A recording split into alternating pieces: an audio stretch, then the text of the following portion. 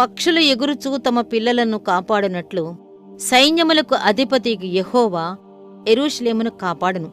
యెషయా 31వ అధ్యాయం 5వ వచనం. తల్లిపక్షి తన రెక్కల్ని వేగంగా ఆడిస్తూ తన పిల్లల్ని కాపాడుకోవటానికి త్వరపడుతుంది.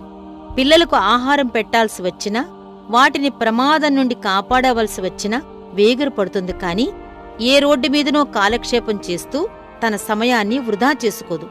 ఆ విధంగా ప్రభువు తాను ఏర్పరచుకున్న వారిని కాపాడటానికి పక్షిరాజులా గాలిరెక్కల మీద త్వరగా వస్తాడు. తల్లిపక్షి తన గూడులో రెక్కలు బాగా చాపి వాటితో తన పిల్లలను కప్పి క్షేమంగా ఉంచుతుంది. ఆ పిల్లలకు రాబోయే ప్రమాదాలను అడ్డుకోవటానికి తన శరీరాన్నే ఉపయోగిస్తుంది. తన శరీరపు వెచ్చదనాన్ని ఆ పిల్లలకి ఇస్తూ తన రెక్కలనే ఒక ఇంటిలా చేస్తుంది. కాబట్టి ఆ పక్షి పిల్లలు తమ తల్లి రెక్కల ఇంటిలో భద్రంగా ఉంటాయి. ఆ విధంగా స్వయంగా యెహోవాయే తాను ఏర్పాటు చేసుకున్న వారికి భద్రత అవుతాడు. వారి ఆశ్రయం ఆయనే, వారి గృహం ఆయనే, వారికి సర్వం ఆయనే. పక్షులు ఎగురుతూ తమ పిల్లలను కాపాడుతూ ఉన్నట్లుగా ప్రభువు మనలను కాపాడుతూ ఉన్నాడు. ఆయన మాటిమాటికి విజయవంతంగా ఇలా చేస్తూనే ఉన్నాడు.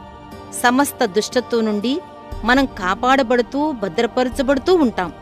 దేవుడు మనలను ప్రేమించి కాపాడి భద్రపరిచే విషయంలో తాను పక్షిలా ఉంటానని తనను పోల్చుకున్నప్పటికీ పక్షుల్లా ఆయన బలహీనుడు మాత్రం కాడు.